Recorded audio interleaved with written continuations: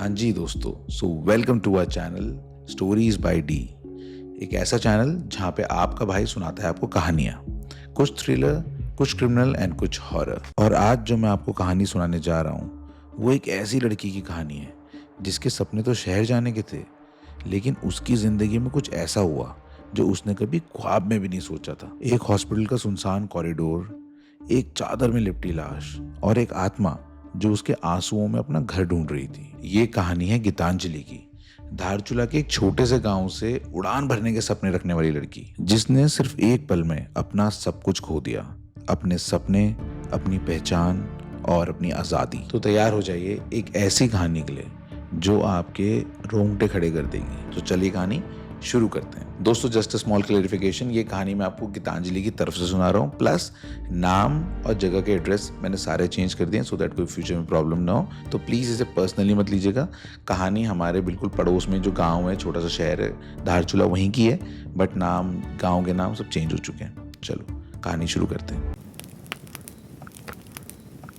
मेरा नाम गीतांजलि है और मैं धारचूला के पास एक छोटा सा गांव है खौतेला, वहाँ की रहने वाली हूँ। मेरा बचपन से सपना था कि मैं शहर जाके रहूँ, वहाँ खूब सारे पैसे कमाऊँ, अच्छी अच्छी गाड़ियों में घूमूँ, मॉल्स में जाऊँ, जो शहर के अच्छे लोग होते हैं ना उनकी तरह मैं रहूँ। अब सपने तो बहुत बड़े बड़े थे पर उनको पाना बहुत डिफिकल्ट था, और उनको पाने के लिए मैंने अपनी जी जान लगा दी। मैंने गवर्नमेंट स्कूल से पढ़ाई करी थी, तो मेरी जो अंग्रेजी थी वो उतनी अच्छी नहीं थी। 12वीं क्लास पूरी होने के बाद घर वाले चाहते थे कि वो मेरी शादी कर दे, पर मैं नहीं मानी।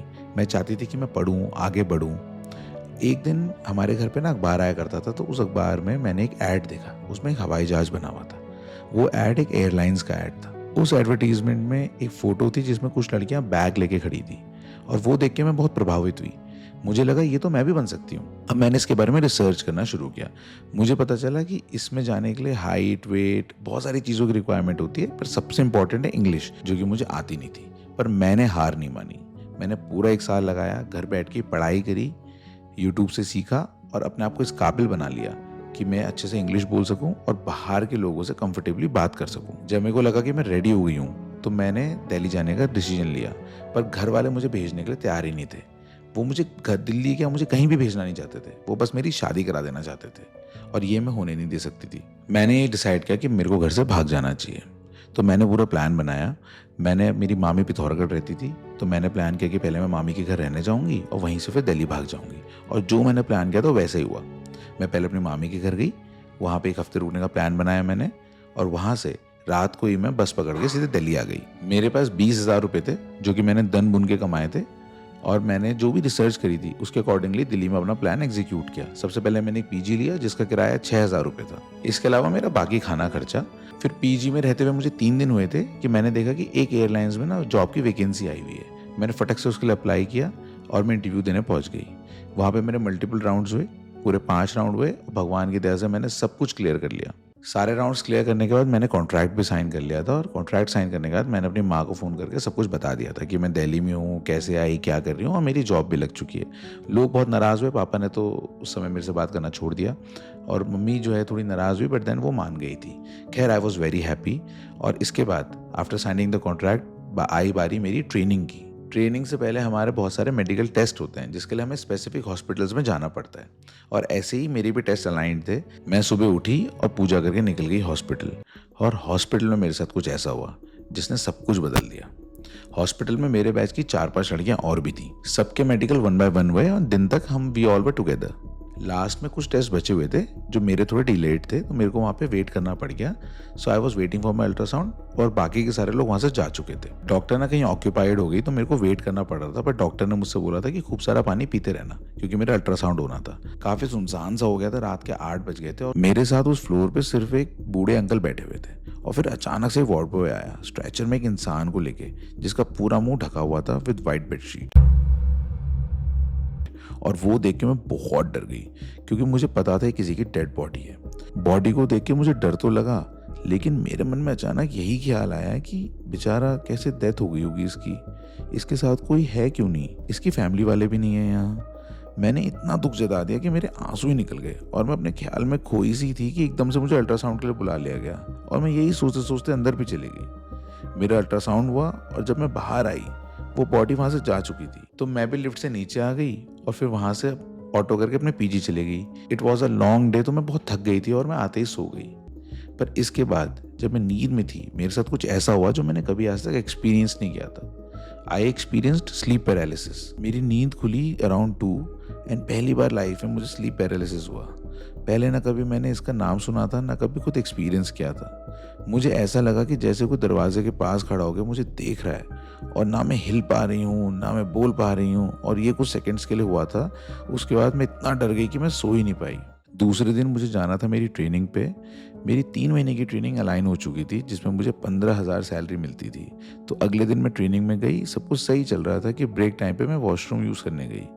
अब जब मैं वॉशरूम के लिए गई तो अचानक मेरे कान के पास किसी ने फूंक मारी। ऐसा लगा जैसे कोई मेरे साथ था वहाँ पे।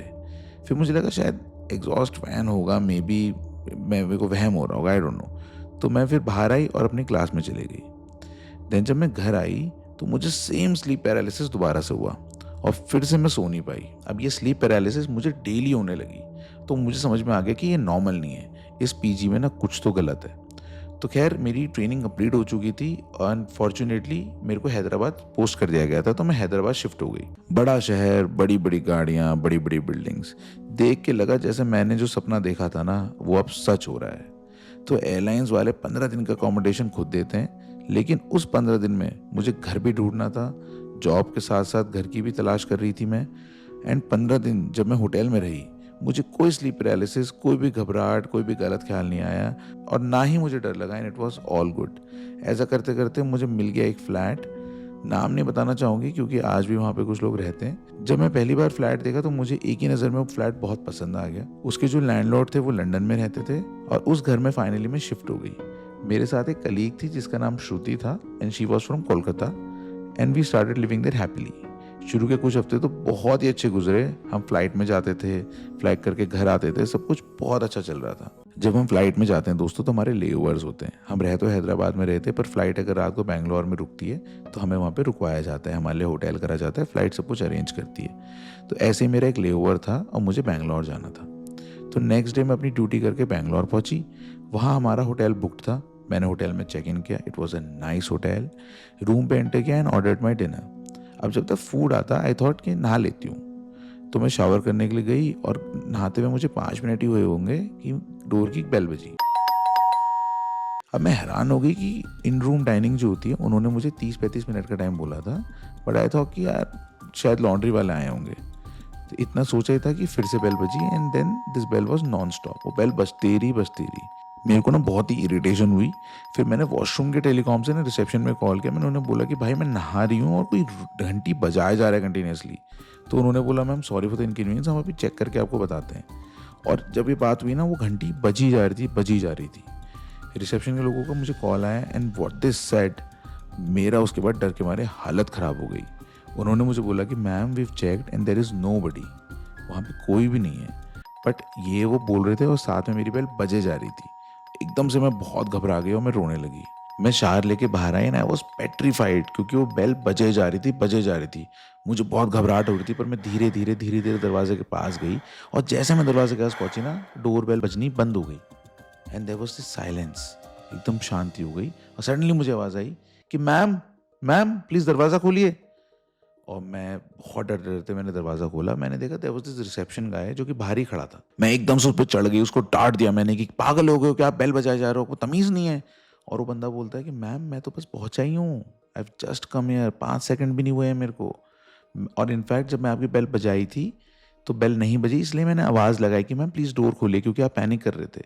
एंड ये सुन के मैं बहुत घबरा गई थी। उसके बाद मैं बहुत रोई। उसने मुझे कंसोल भी किया, बट देन मैं बहुत घबरा गई थी दोस्तों, क्योंकि मैं अकेली थी। यूजुअली हम लेओवर्स में सेट ऑफ क्रू होते हैं, पर इस फ्लाइट में 3 क्रू थे और वो सारे के सारे बेंगलोर के ही थे, तो वो सारे अपने घर चले गए थे। तो इस वजह से मैं होटल में अकेले ही थी। तो मैंने होटल में रिक्वेस्ट करी कि प्लीज़ मेरा रूम बदल दो आप, क्योंकि मेरे को यहाँ पे बिल्कुल सेफ फील नहीं हो रहा। तो उन्होंने मेरा रूम भी बदल दिया। दूसरे रूम में जाके I called up my friend. Almost 12 बज चुके थे, पर मैंने उसको पूरी अपनी स्टोरी बताई। मैं बहुत डर गई थी दोस्तों, घबराहट के मारे मुझे नींद भी नहीं आ रही थी। तो मैं एक सोफे पे बैठ गई, पर बैठे बैठे क्योंकि मैं थक भी चुकी थी तो बैठे बैठे मुझे नींद आ गई। पर जैसे ही मुझे नींद आई, मेरे को ऐसे लगा जैसे किसी ने मेरी कान के पीछे फूंक मारी, ऐसे। और फिर एकदम से मेरी नींद खुली। आई वॉज टेरिफाइड, मैं कांप रही थी, डर के मारे मैं पूरा पसीने से भीग चुकी थी। एंड आई ऑल्सो रियलाइज कि मुझे फीवर भी आ रहा है। अब नेक्स्ट डे मेरी फ्लाइट थी, तो सुबह मैं रेडी हुई, मैंने कैब ली और मैं एयरपोर्ट पहुंची। आई रियलाइज कि मेरे को फीवर है, उससे ना मुझे हल्की हल्की शिवरिंग हो रही है।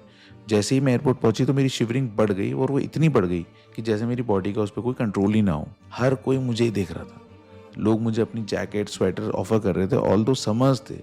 फिर भी मेरी हालत बहुत ख़राब थी, मुझे बहुत ठंड लग रही थी, मैं काँप रही थी। मैं इतना शिवर करने लगी कि वहाँ पे जो क्रू थे उन्होंने रिपोर्ट करा, एंड देन मेरे को डॉक्टर के पास ले जाया गया और वहाँ पे जाके मेरा बीपी चेक करा। मेरा बीपी इतना ज़्यादा कम हो चुका था कि डॉक्टर को मुझे ड्रिप लगानी पड़ी। मैं अपनी फ़्लाइट भी नहीं ले पाई क्योंकि डॉक्टर ने स्ट्रिक्टली बोल दिया था कि भाई शी कैन नॉट फ्लाई, इसकी कंडीशन इतनी ख़राब है कि अगर ये फ़्लाइट लेती है तो वी माइट लूज़ हर। तो मुझे वहीं हॉस्पिटल में एडमिट कर दिया गया। और मैं बिल्कुल भी ये नहीं चाहती थी। अब जब मुझे हॉस्पिटल ले जाया गया तो दिन भर तो मेरा जो बेस ऑफिस था उनके लोग मेरे साथ थे, पर रात में वहाँ पे कोई भी नहीं रुका। So I was alone there. Hospital का जो फ्लोर था उसमें मल्टीपल केबिन्स बने हुए थे, 15-20 केबिन्स होंगे, पर उसमें से ना सिर्फ 5 ही केबिन्स ऑक्यूपाइड थे इंक्लूडिंग मी। अब कुछ देर बाद नर्स आती है और वो मेरा रेगुलर जो उनका होता है अपना ग्लूकोज वगैरह चेंज करती है, एंड देन वो चले जाती है। आफ्टर द नर्स लेफ्ट मुझे नींद आ गई, और नींद आते ही मुझे हुआ स्लीप पैरालिसिस। अब स्लीप पैरालिसिस तो मुझे बहुत बार हो चुका था, पर ये बहुत अलग था। इस बार मुझे अपने सामने वाले बेड पे वो सेम बॉडी, वो कपड़ों में लिपटी हुई लाश, वो अपने सामने वाले बेड पे पड़ी हुई दिखी। मैं हिलना चाह रही थी, मैं चिल्लाना चाह रही थी, पर मैं कुछ नहीं कर पा रही थी। ये 5-6 सेकंड तक चला और एक झटके से मेरी नींद खुल गई। नींद खुलते ही मैंने वहाँ पे चिल्लाना शुरू किया, जोर जोर से मदद के लिए चिल्लाना शुरू किया, रोना शुरू किया। तो पूरा हॉस्पिटल का स्टाफ वहाँ पे जमा हो गया। नर्सेस ने मुझे पकड़ा, मुझे शांत करने की कोशिश करी, पर मेरी हालत इतनी बिगड़ चुकी थी कि उन्होंने फिर डॉक्टर को बुलाया इमरजेंसी से। मेरा बीपी कंप्लीटली गिर रहा था, मेरी बॉडी ठंडी पड़ते जा रही थी, मेरी बॉडी इतनी बुरी तरह से शिवर कर रही थी कि मैं उसको कंट्रोल ही नहीं कर पा रही थी। और पूरी रात ये चलता रहा। डॉक्टर्स ने काफ़ी कोशिश करी, मेडिकेशन करी, ड्रिप भी लगाई, और सुबह तक मेरे को काफ़ी बेटर फील होने लगा। मेरे को अब मैं बिल्कुल कांप नहीं रही थी, आई वॉज नॉट शिवरिंग, और मेरी जो फीवर था ना वो भी चले गया था। खैर यहाँ से मैं ठीक होने के बाद अपनी फ़्लाइट लेके वापस हैदराबाद आई। मैं अपने घर पहुंची, एंड आपको अपने घर जैसा तो कुछ भी नहीं लगता। मैं घर आया, मैंने अपना सामान साइड में रखा, एंड मैं बेड में लेट गई क्योंकि मैं मेंटली बहुत एग्जॉस्ट हो चुकी थी। जैसे मैं बेड पे लेटी तो मेरे को ऐसा फील हुआ जैसे किसी ने दरवाजे पे नॉक किया। तो मैं बाहर गई, मैंने दरवाज़ा खोला, पर देयर वाज नो वन, वहाँ पे कोई भी नहीं था। खैर मैं अपने रूम में वापस आई, एंड मैं थोड़ा रिलैक्स ही करने लगी थी कि फिर से मेन डोर पे नॉकिंग की आवाज़ आने लगी। मैं गई, दरवाज़ा खोला, and there was no one, और ये देख के आई वाज पेट्रीफाइड। मैं बहुत घबरा गई थी। मैंने अपने गार्ड को पैनिक में फ़ोन किया, हमने सारा चेक किया, but there was no one, वहाँ पे कोई भी नहीं आया था। मैं बहुत घबरा चुकी थी दोस्तों, आई वाज पेट्रीफाइड। मुझे ऐसा फील होने लगा जैसे कि मेरे को सब कुछ छोड़ के ना अपने गाँव वापस चले जाना चाहिए। मैं फ्लाइंग के लिए नहीं बनी, बिकॉज ये सारी पैनिक, स्ट्रेस, ये घबराहट, ये सब मैं झेल नहीं पा रही थी। ऐसा लग रहा था सब कुछ खराब हो रहा है, सब कुछ टूट रहा है, सब कुछ खत्म होता जा रहा है। मैंने अपना सारा सामान पैक किया, मेरे पास बहुत ज़्यादा सामान भी नहीं था, वो सारा सामान एक ही बैग में आ गया, और वो लेके मैं एयरपोर्ट चली गई। फिर वहाँ मैंने पूरी रात वेट किया क्योंकि दिल्ली की फ़्लाइट सुबह की थी। मैं जैसे तैसे दिल्ली पहुँची, बेस में जाके मैंने रेजिग्नेशन दिया, और वहाँ से टैक्सी लेके मैं सीधे पहुँच गई धारचूला अपने घर। घर पहुँचते ही मैंने सोचा था कि सब लोग खुश होंगे, लेकिन सब कुछ उसका उल्टा ही हुआ। पापा तो वैसे भी गुस्सा ही थे क्योंकि मैं भाग के गई थी ना घर से, तो उन्होंने मुझे देखते ही उल्टा सीधा जो मुंह में आया वो बोलना शुरू कर दिया। मम्मी कुछ नहीं बोली, वैसे भी वो क्या ही बोलती इस समय पे। खैर मैं तो ऑलरेडी बहुत ही घबराई हुई थी, तो ये सब चीज़ें तो मेरे को बहुत बेटर लग रही थी। बट मेरे साथ एक बहुत स्ट्रेंज चीज़ हुई। मेरा डॉग था टाइगर, उसने जैसे ही मुझे देखा, मुझे प्यार करने की जगह वो एकदम से मुझे देख के एकदम से घबरा गया और घर से भाग गया। वो तब का दिन था और वो आज का दिन है। टाइगर पता नहीं कहाँ गया। अगले दिन पापा की भी तबीयत अचानक से बहुत ज़्यादा ख़राब हो गई। उनके पूरे शरीर पे ना नील पड़े हुए थे, एकदम ब्लू ब्लू से निशान हो गए थे, और वो बिस्तर से उठ ही नहीं पा रहे थे। अब उनकी हालत देख के उनको फटाफट से हम हॉस्पिटल ले गए, पर वहाँ पे उनके सारे टेस्ट पे सब कुछ नॉर्मल आया। पर डॉक्टर उनके शरीर के निशानों को देख के हैरान हो गए थे, क्योंकि ये निशान बिना किसी चोट के हुए थे। डॉक्टर का भी कहना था कि ये निशान बिना किसी चोट के कैसे हो सकते हैं। फिर घर आए तो उनको थोड़ी पेन किलर्स वगैरह दिए, and he was feeling okay. घर वाले बहुत सैड थे क्योंकि टाइगर कहीं नहीं मिल रहा था। उसके भागने से घर वाले बहुत उदास हो गए थे, उनकी हालत बहुत ख़राब हो गई थी। अब जब मैं घर आ गई ना तो मुझे डर लगना भी कम हो गया था। मेरे साथ जो कुछ भी चल रहा था, मैं घर आ गए ना वो भूल सी गई थी। लाइफ थोड़ी नॉर्मल सी होने लगी थी। लेकिन फिर एकदम से मेरे साथ कुछ ऐसा हुआ जिसने मेरा मुझसे सब कुछ छीन लिया। अब जब मैं घर आ गई थी तो पापा ने मुझे ना शादी के लिए फोर्स करना शुरू कर दिया, और साथ में उनकी जो हेल्थ है ना, it was also getting worse. उन्होंने बस एक जिद लगा ली कि मेरे मरने से पहले ना बस तू एक अच्छा काम कर ले, तू शादी कर ले, और ये रट उन्होंने लगा रखी थी। एंड इवेंचुअली मैंने भी गिव अप कर लिया और मैंने शादी के लिए हाँ बोल दिया। मेरे होने वाले हस्बैंड का नाम राजीव था। हमारी एंगेजमेंट हुई और एंगेजमेंट के 1 महीने बाद हमारी शादी हो गई। उस 1 महीने के दौरान हमने बहुत सारी बातें करी, पर हम कभी मिले नहीं थे। और फिर आया शादी का दिन। हमारी शादी हो गई, अच्छे से हुआ सब कुछ, और मैं अपने ससुराल आ गई। ससुराल आए हुए मुझे 1 ही दिन हुआ था। राजीव को कुछ मार्केट में काम था तो मार्केट चले गए, और मैं घर पे ही उनके आने का वेट कर रही थी। मैं वेट ही कर रही थी कि बाहर से सासू माँ रोते रोते आई और मुझ पे चिल्लाने लगी, मुझे भला बुरा कहने लगी। पहले तो मुझे समझ में नहीं आया कि सासू माँ कह रही है, पर फिर उन्होंने एक लाइन बोली कि तू मेरा बेटा खा गई। और उसके बाद मुझे रियलाइज़ हुआ कि ये सब क्या हो रहा है। मुझे पता लगा कि राजीव की एक एक्सीडेंट में सडन डेथ हो गई है। उनके सर पे चोट आई एंड ही वॉज नो मोर। मुझे समझ ही नहीं आ रहा था कि मैं क्या रिएक्ट करूं। शादी के 1 ही दिन बाद मैं विधवा हो जाऊंगी, ये मैंने कभी जिंदगी में भी नहीं सोचा था। ऊपर से लोगों के ताने कि ये पहले भी घर से भाग गई थी, ये तो लड़की खराब है। लोगों ने क्या क्या बातें नहीं बोली, मुझे घर से निकाल दिया। और जब तक राजीव को घर लाया जाता, मुझे घर से निकाल चुके थे ये लोग। मैं अपने घर आ गई। घर का माहौल भी बहुत ख़राब हो चुका था राजीव की डेथ की वजह से। हर कोई मुझे ब्लेम कर रहा था। मेरे पापा खुद ही मुझे कोस रहे थे। वो क्या, मैं तो खुद को ही कोस रही थी। ये सब चल ही रहा था कि 3 दिन बाद अचानक पापा के हार्ट अटैक से डेथ हो गई, और हमारी तो जैसे दुनिया ही हिल गई। ये जो कुछ भी चल रहा था मुझे नॉर्मल नहीं लग रहा था दोस्तों। पापा की डेथ के 20 दिन बाद मुझे लगा मम्मी को सब कुछ बता देना चाहिए कि किस वजह से मैं जॉब छोड़ के आई हूँ। और फिर मैंने मम्मी को जब सब कुछ बताया, मेरी सारी बातें सुन के मम्मी बहुत परेशान हो गई। वो मुझे सीधे लामा के पास ले गई। जैसे बहुत ही सिद्ध पुरुष होते हैं, पंडित होते हैं, ऐसे हमारे यहाँ पे लामा होते हैं। लामा के यहाँ पे पहुंचते ही मेरे कुछ भी बोलने से पहले लामा ने खुद ही बोल दिया, उसने तेरे पति को भी ले लिया, तेरे पिताजी को भी ले लिया। जो भी आदमी तुझे कुछ गलत बोलेगा या गलत करेगा या तेरे करीब आने की कोशिश करेगा, वो सबको मार देगा।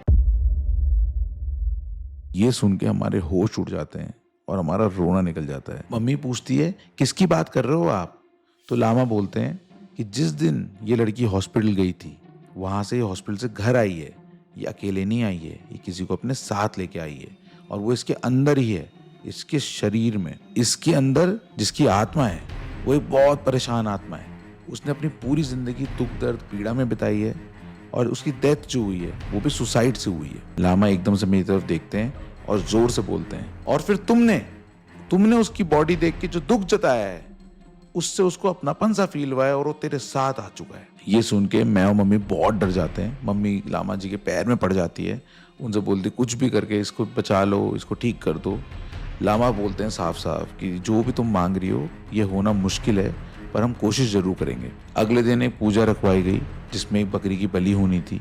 बकरी लाई गई, बकरी काटी भी गई, पूजा भी करी गई, सब कुछ अच्छे से हो गया। लामा ने मुझे ताबीज दिया, वो ताबीज पहन के हम लोग घर भी आ गए और मुझे थोड़ा सा बेटर फील होने लगा। उसके बाद 1 महीने तक मुझे कोई स्लीप पैरालिसिस नहीं हुआ, उसकी कोई प्रेजेंस फील नहीं हुई, और मुझे ऐसे लगने लगा कि फाइनली हो सकता है कि मेरी लाइफ अब सॉर्टेड हो गई है।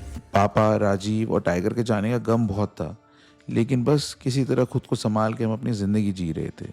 मेरे अंदर डर तो था, पर उस डर के साथ एक अकेलापन भी आ चुका था।